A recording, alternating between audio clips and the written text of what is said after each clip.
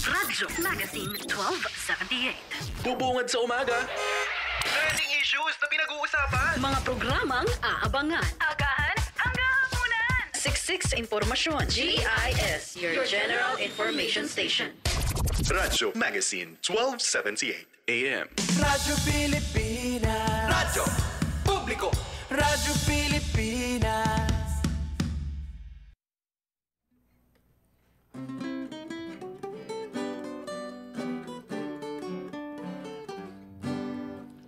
Halina't tayo ay mamasyal sa gitna ng kabukiran. Mamita sa halamanan ng bayabas at dalandan. Halina't tayo ay tumikim ng masarap na pagkain. Ang bayabas at ang balimbing, anong sarap kong kagatin. Halina't tayo'y umakyat sa puno ng bayabas at dooy pitasin ang siyang nararapat. Ano bagang pipitasin, manibalang o hinugin? At isasawsaw pa sa asin, anong lutong kong kagatin? Halina't tayo'y umakyat sa puno ng bayabas at dooy pitasin ang siyang nararapat. Ano bagang pipitasin, manibalang o hinugin? At isasawsaw pa sa asin, anong lutong kong kagatin? Halina't tayo ay mamasyal sa gitna ng kabukiran. Mamita sa halamanan ng bayabas at dalandan. Halina't tayo ay tumikim ng masarap na pagkain. Ang bayabas at ang balimbing, anong sarap kong kagatin ay. Halina't tayo'y umakyat sa puno ng bayabas at dooy pitasin ang siyang nararapat. Bagang pipitasin, manibalang o hinugin. At isasawsaw pa sa asin, anong lutong kong kagatin? Anong lutong kong kagatin? Anong lutong kong kagatin? Ayan, ang tatluhan tinig namin ni na Eddie Suarez, Nick Corong, at ang inyong lingkod. Dito po sa Kundi Man at Iba Pa, 2 oras po tayo, hanggang alas 7 pa rin tayo. Ganito na po yung setup natin tuwing Sabado. Ayan. At Nick, bati ka. Magandang gabi po sa inyong lahat dyan. Kabubayan ko dyan sa Tangat. Mahupay nga gabi. Ikaw kaya? Masayang pakikinig at panonood po sa aming programang Kundi Man at Iba Pa. Yung setup natin kasi ngayon, nag-a-adjust pa tayo sa 2 oras natin, kaya wag niyong alalahanin na meron talagang tayo makakasama pa dito sa Kundi Man at Iba Pa. Pero ngayong araw na ito ay naghanda kami ng mga awitin na maaaring ikasiya ng mga puso at mga damdamin. Ang unang awit sa atin ay si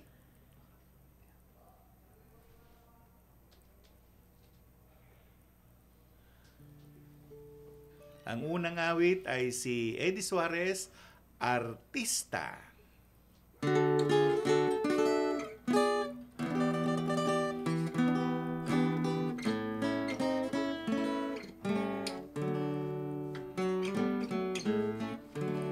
Kahit nalulungkot, kahit nagdurusa, nakangiti subalit,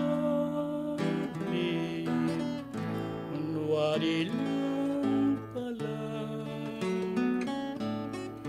artista ay ganyan, bituin sa tanghalan, parang baliw na puso, hindi nalulumbay.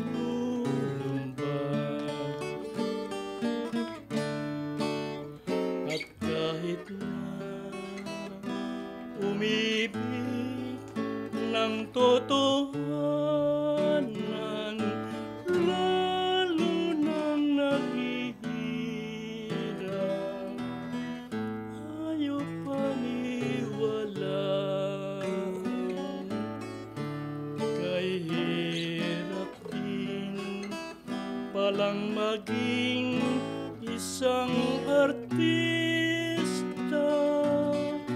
Mayroon kang pangarap na hindi matupad. Manalig ka, sinta, hindi magharap. Hindi nag-aartista, tunay kitang mahal. At kahit na umibig ng totohanan, lalo nang naghihirap, ayaw paniwalaan. Kay hirap din palang maging isang artista. Mayroon kang pangarap na hindi matupad. Manalig ka, sinta, magpakailan pa man. Hindi nag-aartista, tunay kitang mahal.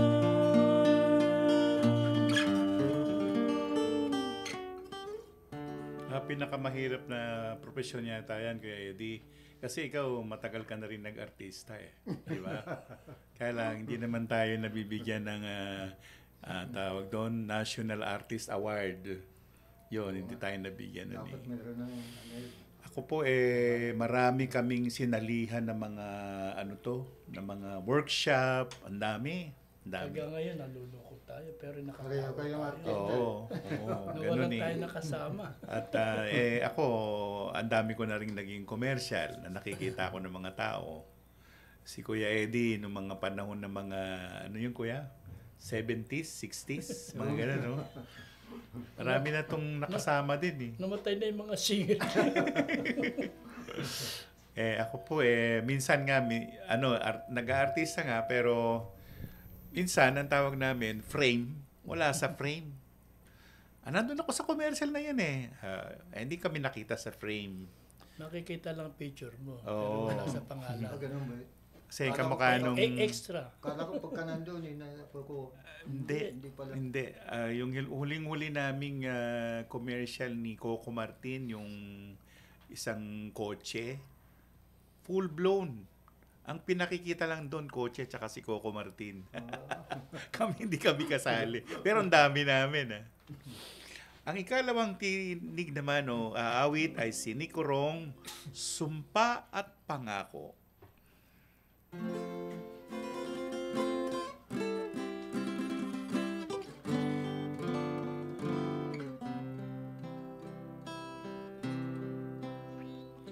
Ang aking pangako, ikaw ang mahal.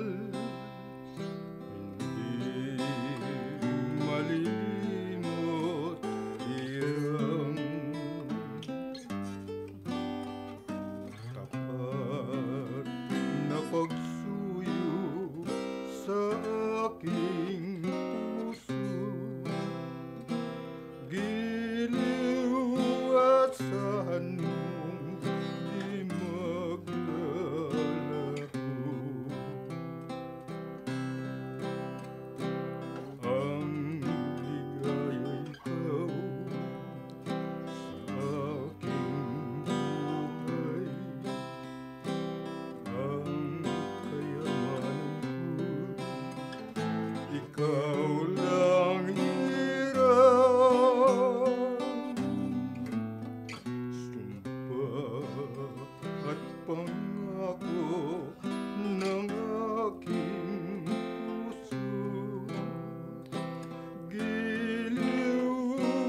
asahan mo di maglalaho.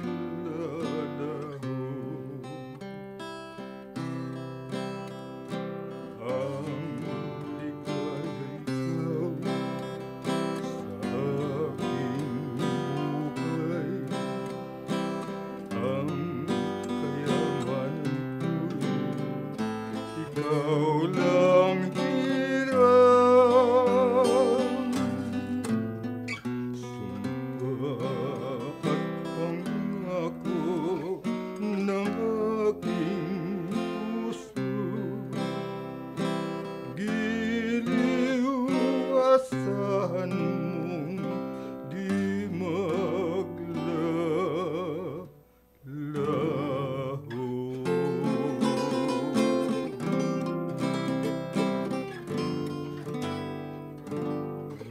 Sumpa at Pangako ni Nick Corong. Sino naman yan sinumpaan mo, Nick? At nangako ka pa. Yung sa pag-artista, no, talagang mahirap mag-artista dahil una, pupuhunanan mo yan eh. Hindi lang yung wardrobe mo, yung boses mo, ihahanda mo yun. Ganun ba? Oo, pati yung emosyon mo. Dapat meron kang diksyonaryo ng emosyon.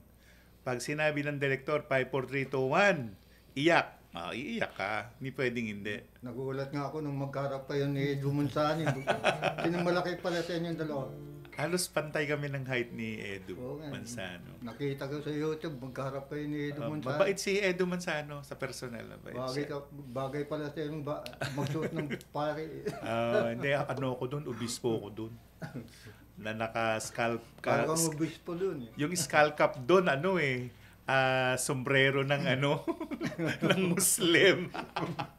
Yung iba nahalata yun eh. Kala ko pang pare yun. Skull cap ang tawag, yung nakaganon sa obispo. Pero kasi wala silang available na skull cap. So gumawa kami nag-invento kami. Yung ibang nanonood, uy, ano yun sombrero ng Muslim yan Ganun ang sabi nila.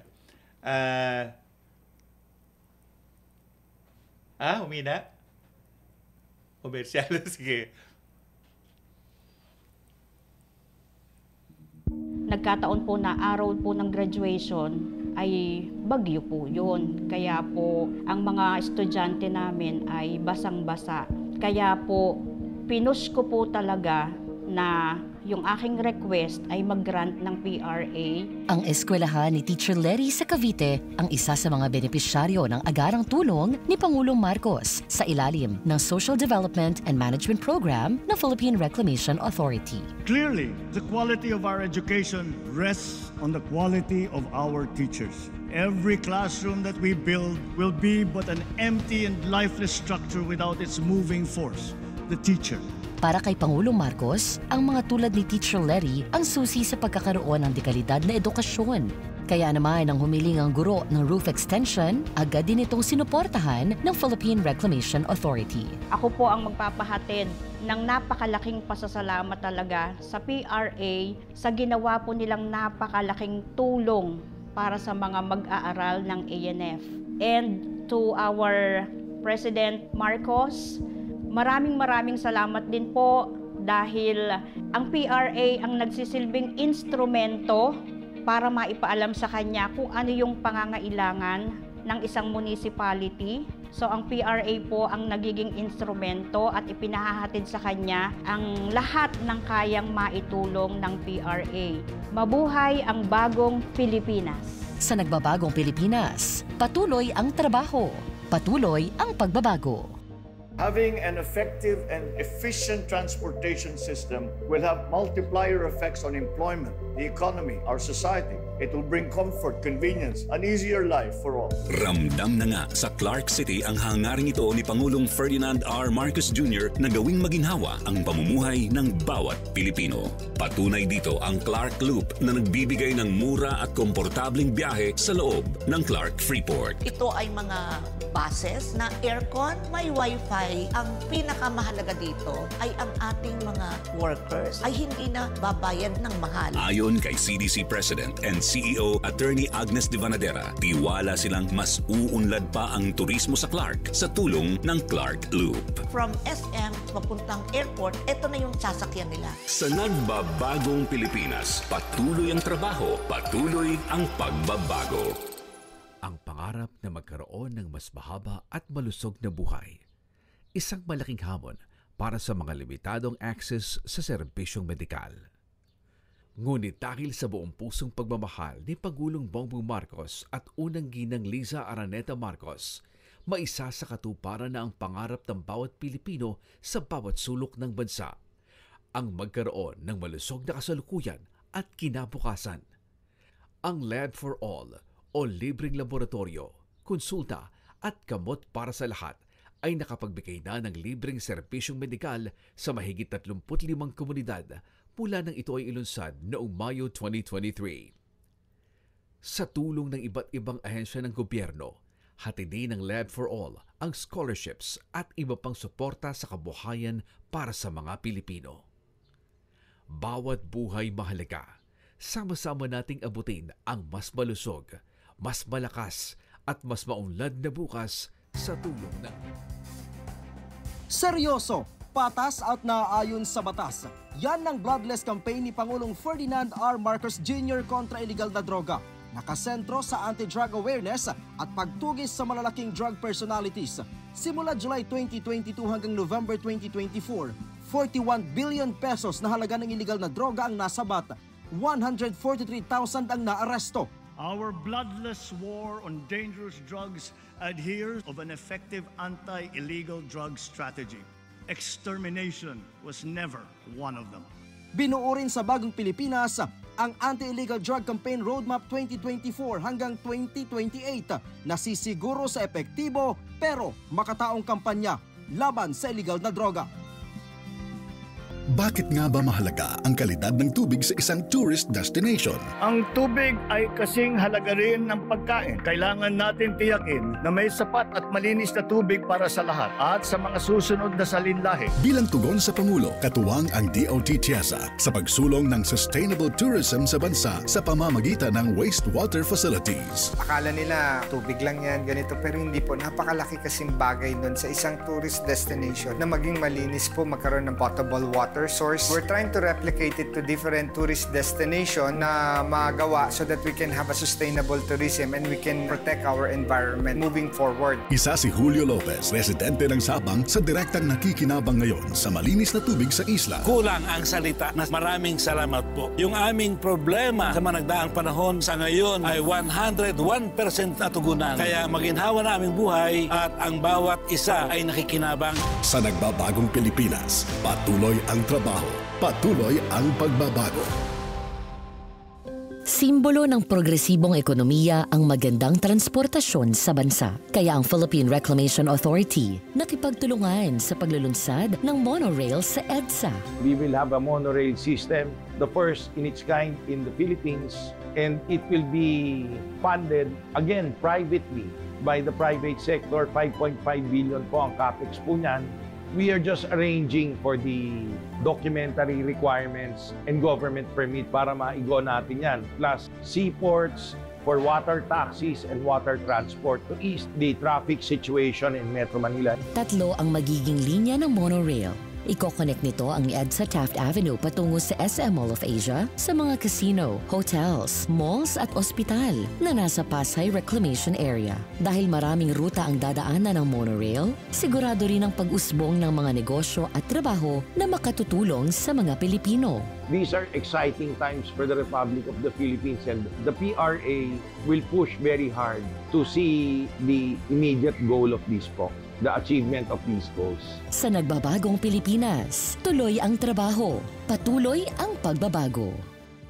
Malaki ang pasasalamat ng Philippine Economic Zone Authority o PEZA kay Pangulong Ferdinand Marcos Jr. dahil sa nagkakaisa nilang layunin na isulong ang eco-zones na panghikayat sa strategic industries at productivity-enhancing investments sa labas ng metropolitan areas. At para pasiglahin lalo ang ekonomiya sa iba't ibang rehiyon sa bansa, iniulat ng Philippine Economic Zone Authority o PEZA ang planong pag-aproba sa 30 new eco-zones ngayong 2025. Ayon kay PEZA Director General Tereso Panga. Ayon nga sa pag-aaral ng PSA, although they started with only with yung top 10 richest areas, cities, municipalities outside of Metro Manila, doon sa top 10 na pinakita nila, yung 1 to 9 LGUs are all hosting economic zones. We can see a direct correlation. The bigger the number of eco zones being hosted by an LGU, we can see din yung higher level of progress. Ang mga bagong eco zones na ito ay matatagpuan sa Calabarzon, Region 3, Cebu at Mindanao. Libu-libong trabaho ang inaasahang idudulot nito sa lokal na komunidad. Sa nagbabagong Pilipinas, patuloy ang trabaho, patuloy ang pagbabago. Radyo Pilipinas. Radyo Publiko. Serbisyong kailangan, direkta mula lokal na pamahalaan. Mamangha sa mayaman nating sining, kultura at kasaysayan. Radyo Pilipinas Magazine, 1278 AM.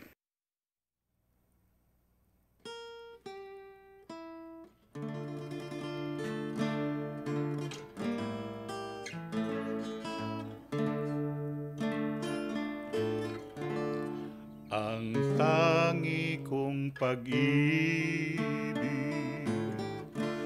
ay minsan lamang, ngunit ang iyong akala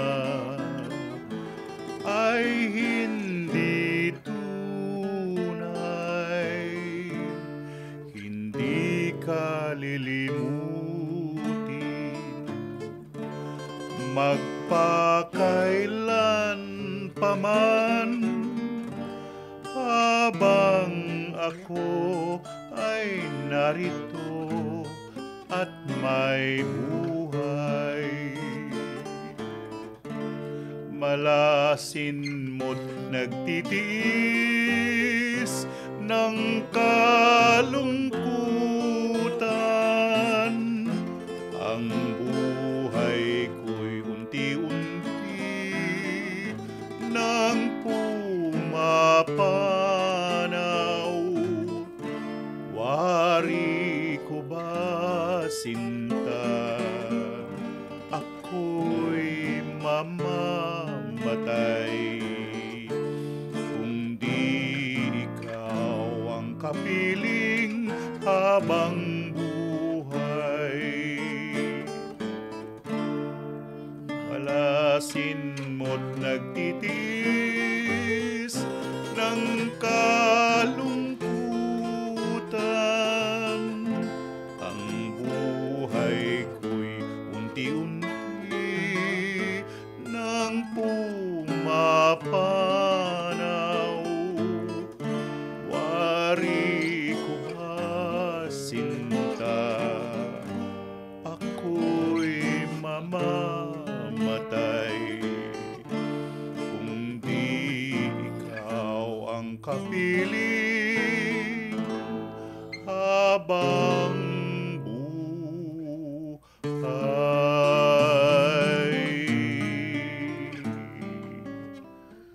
Ayan, ang tangi kong pag-ibig. Pero hindi naman first love. Sinik, maraming first love. Yung mga eksena po no sa pelikula, sa commercial, ano yan naghihintayan yan Naghihintayan. So merong sa unang ano, yung kunan ka ng ng camera. So maraming camera kasi merong 1 2 3 4 5. So tuturo sa iyo ng direktor, ito ang camera mo. 'Yon, so turo niya 'yon. Tapos may beats. Halimbawa, ibig sabihin ng beats, magbibilang ka. Sasabihin 3 beats, 5 beats, gano'n. Hindi ka lusob ng lusob. Hindi papasok ng papasok. Yung, halimbawa, nung ako ginawa akong pare dun sa The Greatest Love of All. Yun. Ang tanong nila sa akin, bakit pare ba talaga yun? Ganun. Siyempre, artista ka, di ba? At pati yung pag gano'n ng insincero, ko yun alam ko yun Kasi naging... Ang daming panahon na naging pare ako. Sabi ng mga Cebuano, pariunon. Hindi pare, nagpapare-parean lang. Yun ang eksena, no? Yung nga, yung huling-huling huling-huling kinuna na commercial na ang bida doon si Coco Martin. Ang dami namin doon ng mga seniors, hindi kayo nakasali. Sayang. Laki ng talent fee. Yun na nga. Si Coco, generous yan eh. Gusto niya lahat magkapera. At tapos, actually, niyayaya nga ni Eva Bibar si Kuya Eddie. Noon, Kuya, inayaya ka ni Eva Bibar na kinukuha niya eh. Kasi yung handler ni Eva Bibar, kilala rin namin. May mga handlers yan. Hindi ka basta pasok ng pasok. Ha? Tagal na kayo nag-artista. Ito si Kuya Eddie, matagal na nag-artista yan, no? Hindi kami nabayaran nito. Merong nasuba kami nila Kuya Eddie. Nasuba kami. Nasuba kami kasama si Berdaya. Mga lasenggo kami. Ayun, awitin naman natin ang Orasan ng Pag-ibig.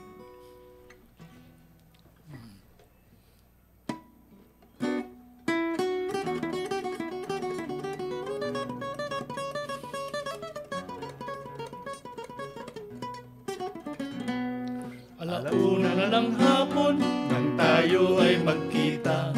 Alas 2 na naman nang tayo ay magkakilala. Alas 3 ang wika ko, giliw mahal kita. Ang punto alas 4 noong sumagot ka. Alas 5 tayo di pa nang magtatagpo. Upang ipadama ang tunay na pagsuyo. Ngunit ako yata sa'yo'y mabibigo. Ang pag-asa, itong abang puso, ngayon'y naglalaho. Alas 6, alas 7, nihintay-hintay kita. O ang dilim nitong gabi, sa buhay ko'y bumalisa. Ang hindi ko malaman, napapano ka na. Aking mahal sa buhay ko, hanggang ngayon'y wala ka pa. Wala ka pa. Wala ka pa. Kaya ngayon ang orasyon sa tuwing aking maririnig ay para bang nanunumbat ang orasan ng pag-ibig. Pagkat itong aking puso sa loob ng aking dibdib ay tila ba orasan din. Kasawi ang bawat pintig.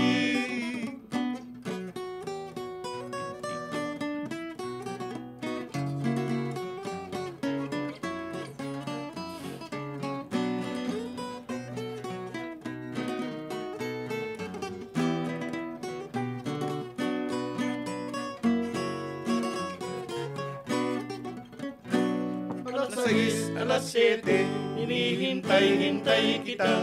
O ang dilim nitong gabi, sa buhay ko'y bumalisa. Ang hindi ko malaman kung napapano ka na. Aking mahal sa buhay ko, hanggang ngayon'y wala ka pa. Wala ka pa. Wala ka pa. Kaya yun ang orasyon sa tuwing aking maririnig ay para bang nanunumbat ang orasan ng pag-ibig. Pagkat itong aking puso sa loob ng aking dibdib ay tila ba orasan din. Kasawian bawat pintig.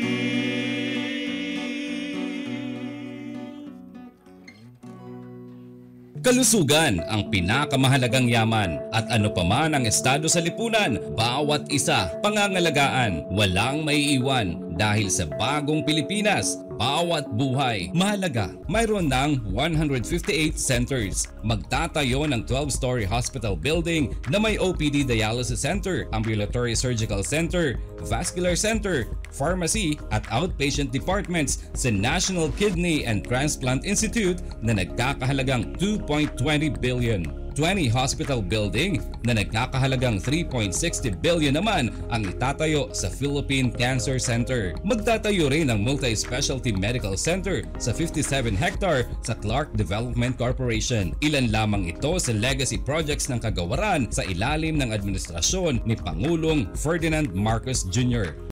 May nanalo na! Opo, buong sambayanan panalo sa inilunsad na Tourism Champions Challenge ni Pangulong Ferdinand R. Marcos Jr. at ang Department of Tourism noong April 5, 2023. Programang nagnanais mabigyan ng insentibo ang mga LGU na may magandang plano ukol sa turismo sa kanilang lugar. Mahigit 100 proposals o entries ang natanggap mula sa mga LGU at aabot sa 225 milyong piso ang premyong pinaghati-hatian ng mga nanalo. Ang resulta, makabagong infrastrukturang pangturismo at mahigit 5,000 trabaho ang nalikha para sa lokal na komunidad. Tourism is not only an important economic development tool, but the abundance of opportunities that the sector creates in terms of regular employment and even job creation at the grassroots level is undeniable. Magtutuloy-tuloy pa ang programang Tourism Champions Challenge ayon sa DOT. Yan ang whole-of-nation approach ni President Ferdinand R. Marcos Jr. para sa bagong Pilipinas.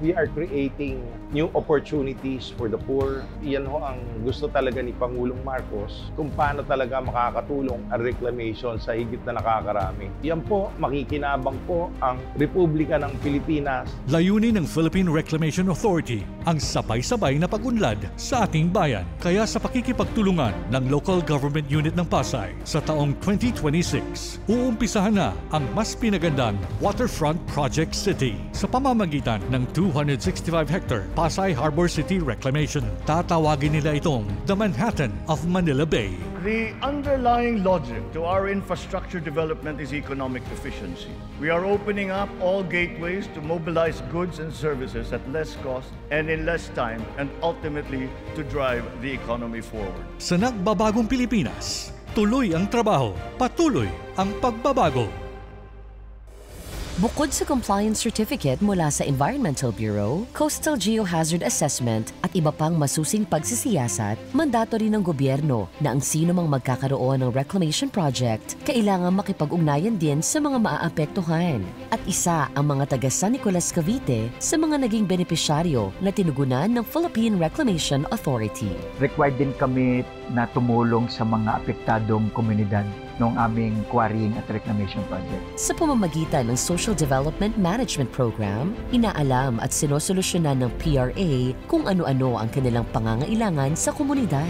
Salamat sa mga ibinigay na tulong, tiwala sa aming pamunuan, sa aming asosasyon, at salamat na mabigyan talaga kami ng sustainable livelihood. Kami ay tinulungan din nila na maipa-training para sa paggawa ng tinapa ng food processing. Sadyang marami pang ibubuga ang Pinoy. We must harness the totality of the Filipinos' potential.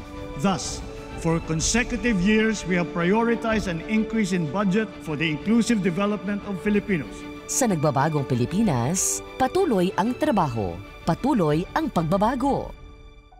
Our country must become an investment destination. Maging top investment destination ang Pilipinas sa buong ASEAN region. Yan ang layunin ni Pangulong Ferdinand Marcos Jr. na patuloy na tinutugunan ng Philippine Economic Zone Authority o PEZA. Pagbabahagi ni PEZA Director General Tereso Panga. Pinaka-ambitious by far na gustong i-launch ng PEZA yung tinatawag nating Mega Economic Zone. Large scale, in Palawan, so meron na tayong collaboration with Bureau of Corrections. It's about 28,000 hectares. Sa mega economic zones, maaari na tayong tumanggap ng mas malaking requirements ng mga kumpanya tulad ng supply chains at magsisilbi rin itong hubs of innovation. Sa nagbabagong Pilipinas, patuloy ang trabaho, patuloy ang pagbabago.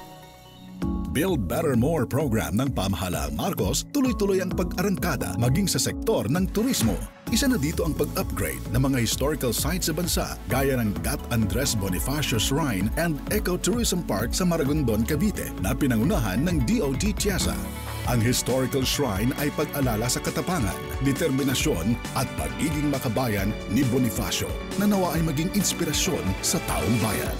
Sa nagbabagong Pilipinas, patuloy ang trabaho, patuloy ang pagbabago. our poverty rate has significantly dropped to 15.5%, down from 18% in 2021. This present figure is even lower than the pre-pandemic level of 16.7% in 2018.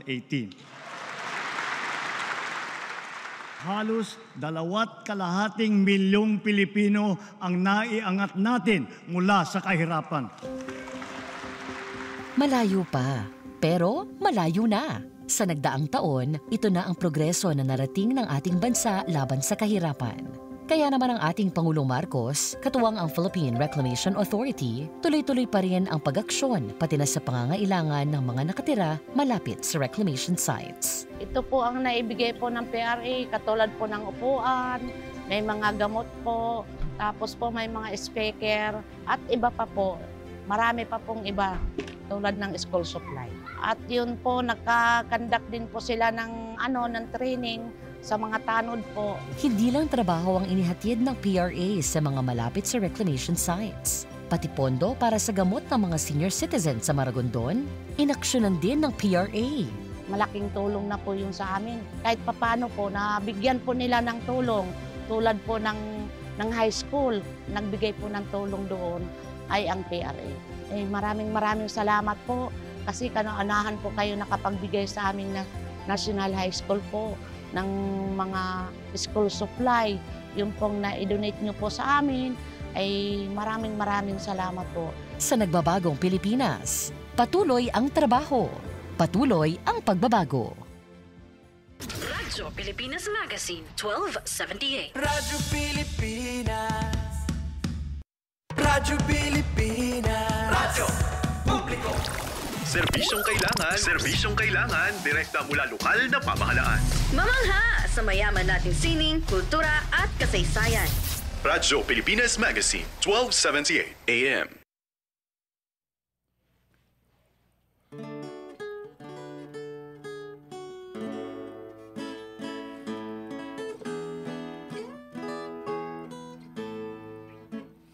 Giliw ko, bakit at ako'y iyong iniwan, ngayon pang may karamdaman, at ikaw ang kailangan.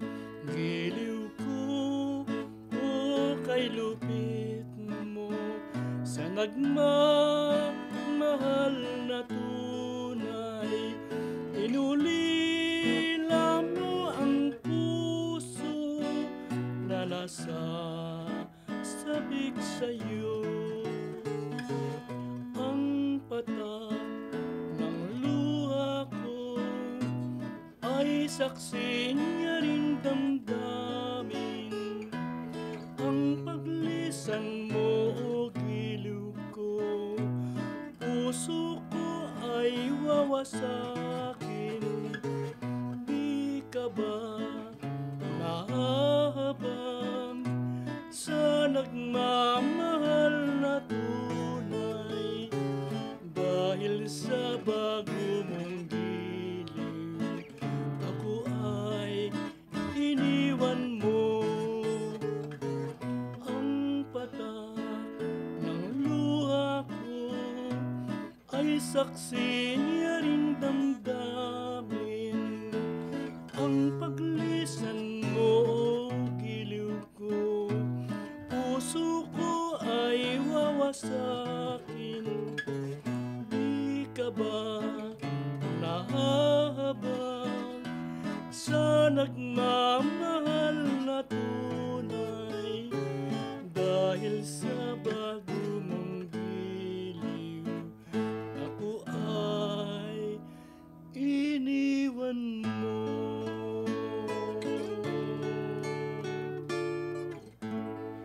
Yan, si Eddie Suarez, Bakit Lumisan? Si Nick naman, ang kakantayin niya ay Ang Pangarap Ko.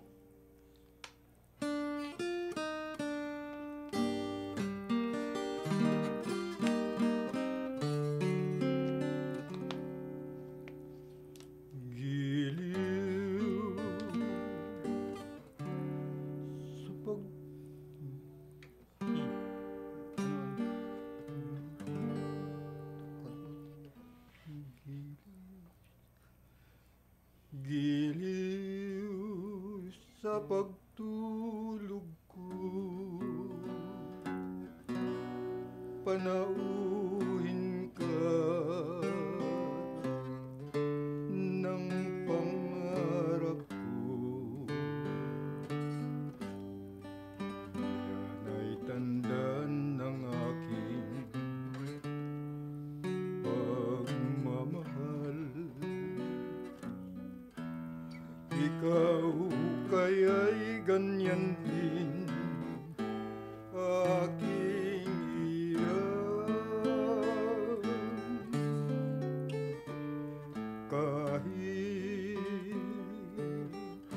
di ka matanaw,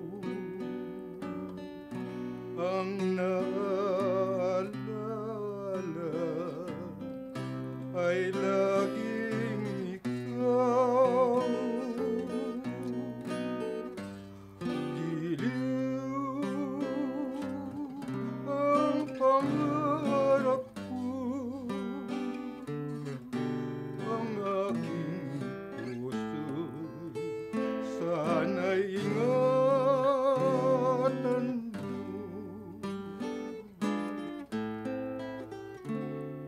Giliw sa pagtulog ko, panauhin ka ng pangarap ko. Yan ay tanda ng aking pagmamahal. Ikaw kaya'y ganyan din aking hirap. Kahit di ka matanaw, ang naalala ay laging ikaw. Giliw ang pangarap ko, ang aking puso sana'y ingatan mo.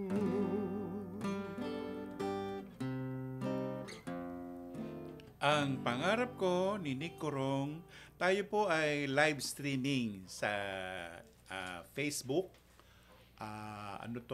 Page ng Radio Magazine, Radio Publico. I-like nyo po para mapanood nyo sila palagi. No?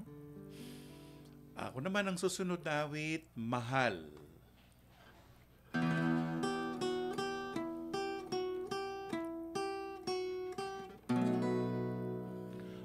Mahal sa'yo,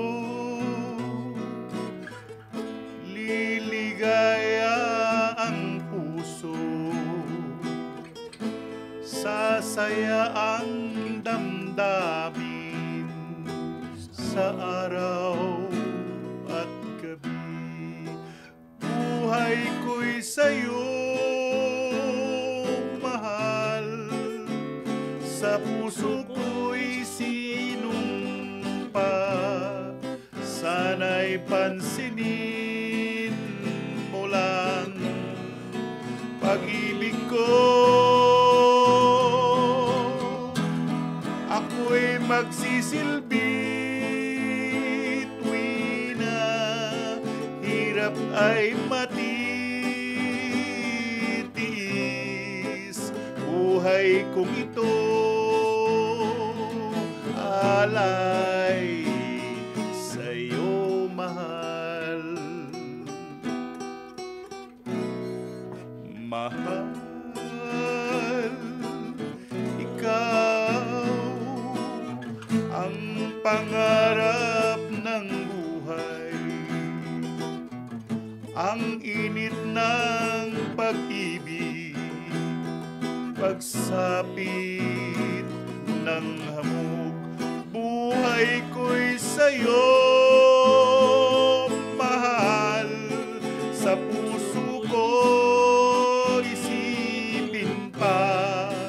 sana'y pansinin mo lang pag-ibig ko. Ako'y magsisilbi tuwing na hirap ay matitis. Buhay kong ito'y alay sa'yo, mahal. Mahal.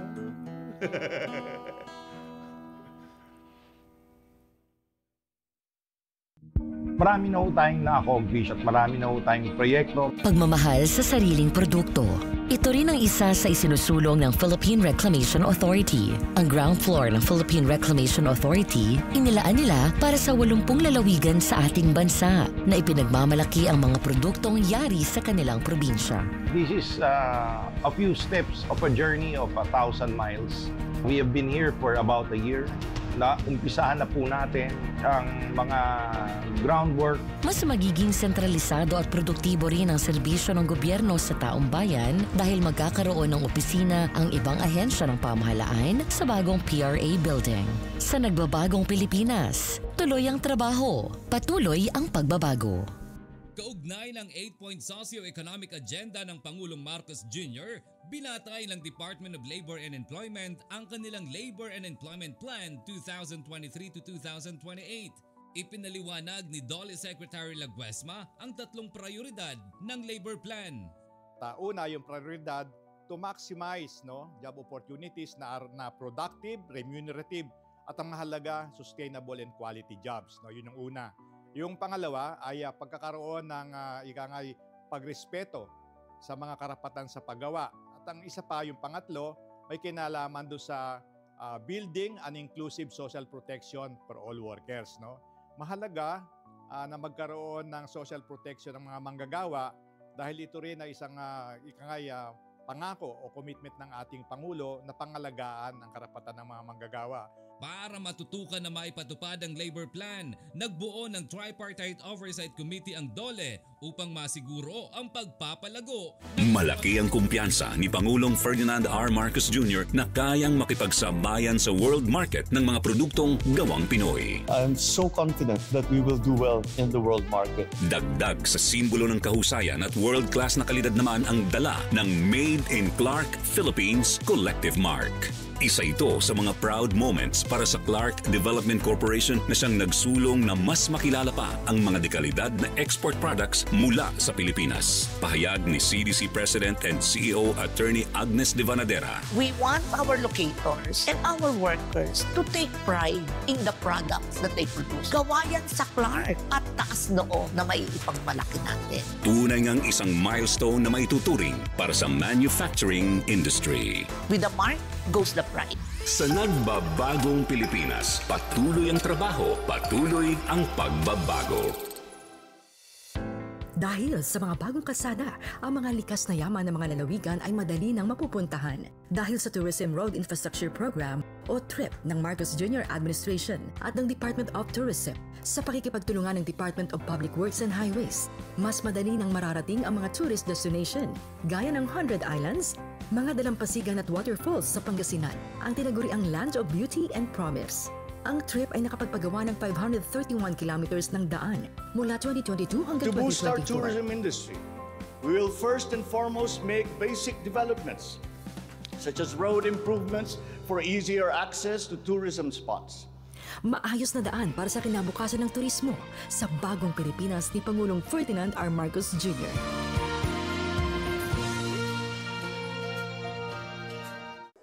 Lagi po nating mahalin ang Pilipinas. Lagi po nating mahalin ang Pilipino. Trabahong may puso. Ito ang pinapaalala ng ating Pangulong Marcos sa lahat ng departamento. Kaya ang Philippine Reclamation Authority inaaral mula sa pinakamaliit hanggang sa pinakamalaking detalye ang bawat proposal bago ito aprubahan. Ang pagpili kasi ng tamang material, hindi rin basta-basta lang. Ang pinakamagandang klase kasi na gamiting material ay yung marine sand. Ito yung ginagamit from offshore mining kasi yung karakteristik niya ay siguradong magiging stable at magandang compaction niya.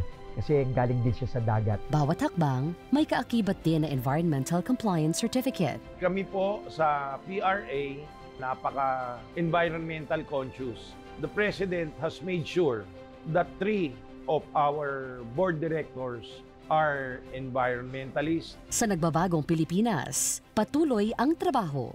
Sa ilalim ng administrasyon ni Pangulong Ferdinand R. Marcos Jr., isang malaking hakbang patungo sa makabago at mahusay na sistema ang ipinagkaloob ng ating 911 Emergency Response System. During the PBBM administration po, naging digital po kami. Maganda na po yung record ng 911 dahil dati, logbook lang kami, wala kami mga picture, wala kami media files. So sa bagong sistema po ito, lahat po ito nare-record. Ang makabagong sistema ng 911 ngayon ay nagbibigay ng mas mataas na antas ng kahusayan at mas mabilis na pagtugon sa mga emergency. Sa pamahalaang Marcos, ang kaligtasan ng mamamayan ang pangunahing adhikain ng kanyang pamumuno para sa pagtatatatag ng isang malakas, ligtas at mapayapang bagong Pilipinas. Sa bansang gusto ng kaunlaran, isa sa mga paunahing kalaban ang gawaing iligal. Ito ang isa sa layunin ng Philippine Reclamation Authority, ang sugpuin ang illegal reclamation sa bansa. Yung illegal reclamation kasi, ito yung mga walang permit kahit sa anumang ahensya ng gobyerno. Sa bagong Table of Organization ng PRA, masusing na iimbestigahan ang bawat lupa para matukoy ang mga nararapat sa ating bansa. Sa bawat illegally reclaimed lands na mababawi ng pamahalaan, siguradong makikinabang ang mga nangangailangan. Sa nagbabagong Pilipinas, tuloy ang trabaho, patuloy ang pagbabago. Radyo Pilipinas. Radyo Publiko. Radyo Pilipinas. Tamang impormasyon. Pangkalusugan man o pagkakakitaan. Aliw na kwentuhan! Kabataan, kasama sa usapan. Radyo Pilipinas Magazine, 1278.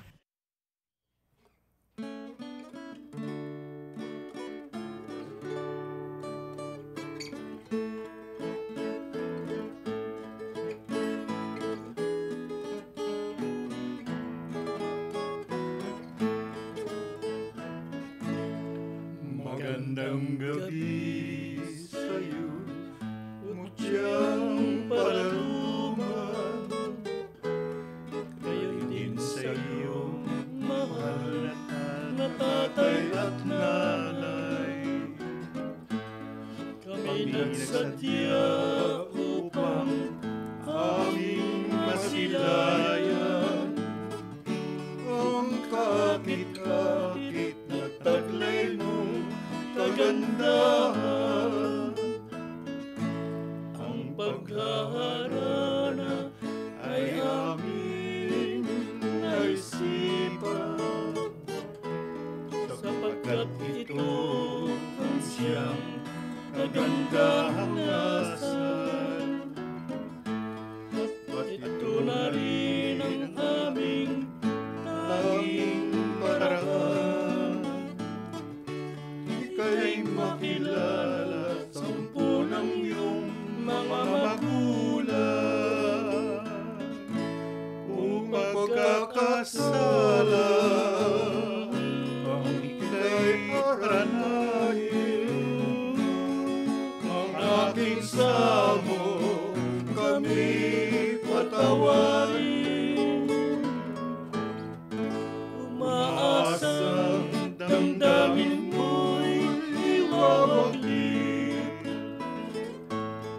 pagkat ito ay karana ng pag-ibig.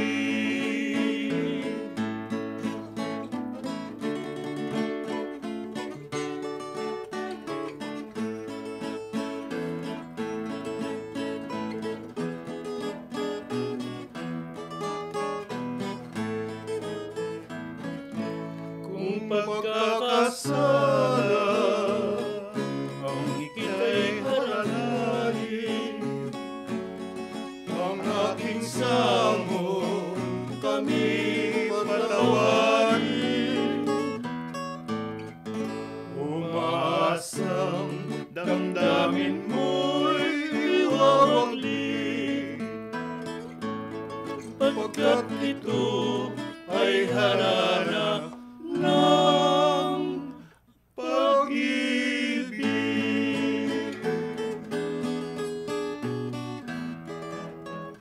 Ayan, tatluhang tinig.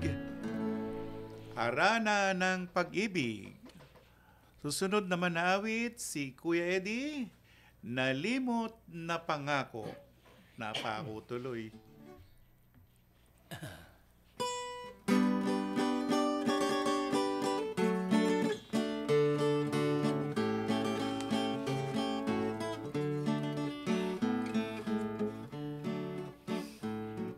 Nalimot na pangako ang nagdulot ng sipayon. Ito sa aking pusong naging tapat sa pagsuyo. Sumpa mong katapatan, yaon pala'y pagbibiro. O di ko akalain ang puso mo mapaglaro. Kung sinawi man ang aking puso, ikaw pa rin ang sinusuyo. Ganyang damdamin di maglalaho kahit nilim mo ang pangako. Kung sinawi man ang aking puso, ikaw pa rin ang sinusuyo. Ganyang damdamin di maglalaho kahit nilim mo ang pangako. Kahit nilimot ang pangako.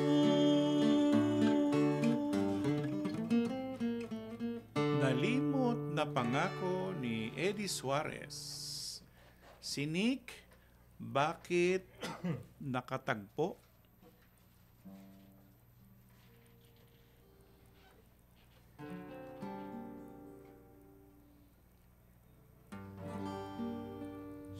Sapat na sa'kin ang laging makita ka sa panaginip. Kunwari kayakap ka, kahit ikaw ngayon ay di na malaya, di na maaaring umibig pang muli. Lagi kong dinarasal magbalik ang panahon nung tayo'y malaya, kapwa nagmamahalan. Bakit ba nagkatagpo?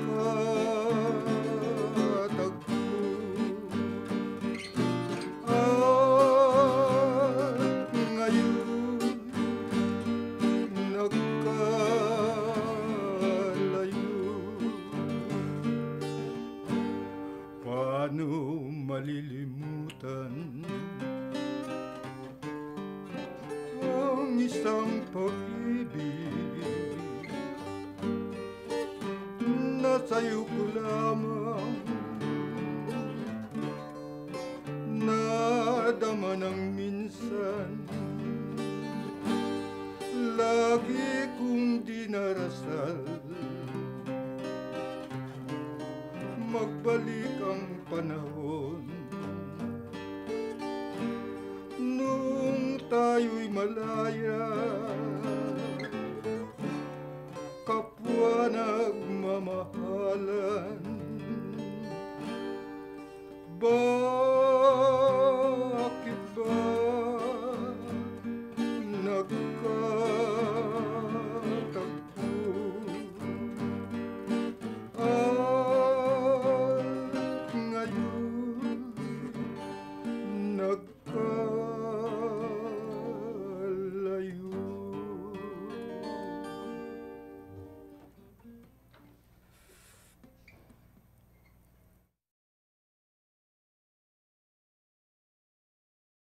Radyo Magazine 1278. Bubungad sa umaga.